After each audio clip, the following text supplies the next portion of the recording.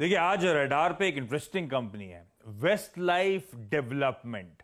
और जब मैं इसका नाम लूंगा तो सबसे पहला सवाल कईयों के जहन में आएगा, साहब ये कंपनी करती क्या है। तो ये कंपनी दरअसल भारत का जो fledging quick service restaurant sector है उसमें one of the fastest growing company है, और ये जानी जाती है अपनी Holi own subsidiary heart castle restaurants के लिए।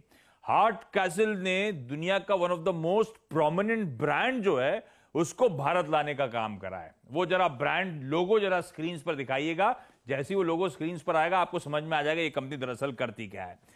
ये डायरेक्टर साहब वो लोगो दिखाइए, ये देखिए आप लोग की स्क्रीन पे वो लोगो आएगा। तो ये company McDonald restaurants across west और साउथ इंडिया एस्टैब्लिश करना और ऑपरेट करने का काम करती है, और इस समय 42 शहरों में 300 से ज्यादा मैकडॉनल्ड रेस्टोरेंट्स ये कंपनी वेस्ट लाइफ डेवलपमेंट चलाने का काम करती है। और मल्टीपल ट्रिगर्स हैं इस कंपनी के सामने।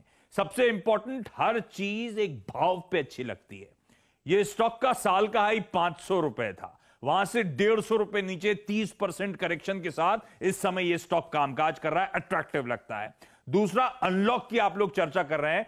इस हफ्ते के एंड में हम लोग अनलॉक 3.0 पे स्टेप करते हुए नजर आएंगे, फर्दर रिलैक्सेशन ऑन कार्ड्स होता हुआ नजर आएगा। सेंट्रल, अच्छा इस बीच ध्यान रखें, सेंटर की रिलीफ के बावजूद अनलॉक 2.0 के अंतर्गत कई सारे राज्यों ने रिलैक्सेशन नहीं दिए थे, जैसे कि मुंबई में मॉल्स खुलना अलाउड नहीं थे। अब कहा जा रहा है एक तो मैसिव रिलैक्सेशन सेंटर की तरफ से आने की तैयारी हो रही है, और कई सारे स्टेट्स ने ऑलरेडी इंडिकेशन देने शुरू कर दिए हैं कि अनलॉक 3.0 के अंदर वो भी रिलैक्सेशन देते हुए नजर आएंगे, तो डील मिलती हुई नजर आएगी।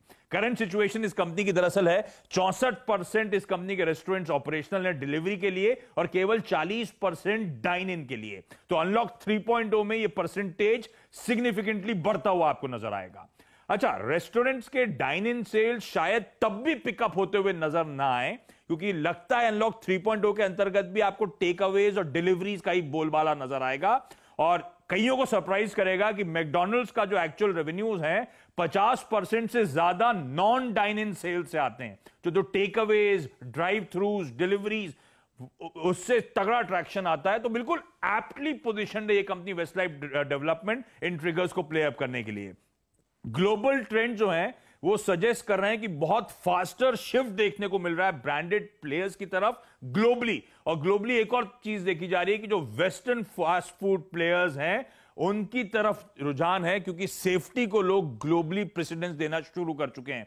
एज अ कंज्यूमर आप भी सोचिए, हम भी यही शायद करने वाले हैं, ब्रांडेड प्लेयर्स की तरफ शिफ्ट करते हुए नजर आएंगे इस पैंडेमिक के समय, और आई एम श्योर इस पैंडेमिक के बाद भी ये चलन पिकअप होता हुआ नजर आएगा। ये शिफ्ट बहुत ऑब्वियस होगा, इस तरह की कंपनीज को बड़ा ट्रिगर होगा। ये कंपनी बहुत स्मार्टली अब ब्रांड एक्सटेंशंस बिल्डअप कर रही है। एक तो 3 thriving brand extensions already in place आ गए हैं, मैक डिलीवरी, मैक कैफे और मैक ब्रेकफास्ट। अब तो स्टैंड अलोन डेजर्ट कियोस्क आपको हर जगह वो आइसक्रीम्स वगैरह की कियोस्क स्टैंड अलोन नजर आएंगी। इस तरह से ब्रांड एक्सटेंशंस हो रहे हैं। मैनेजमेंट खुद कह रहा है कि इस साल की दूसरी छमाही जहां पे हम आके अब खड़े हुए हैं वहां से रीस्टार्ट होती हुई नजर आएगी जर्नी प्री कोविड पीरियड के लिए। और प्री कोविड पीरियड इंपॉर्टेंट इसीलिए है क्योंकि जरा आंकड़े स्क्रीन पर दिखाइएगा, ये है इससे पहले वाला सेल्स ग्रोथ का दिखाइएगा। देखिए प्री कोविड किस तरह की ग्रोथ इस कंपनी ने पिकअप करी थी। Q1 में 11-12%, Q2 में 14% का उछाल, Q3 में 16-17% तक ग्रोथ। इस तरह का प्री कोविड का परफॉर्मेंस शुरू हुआ था वेस्ट लाइफ डेवलपमेंट का आना।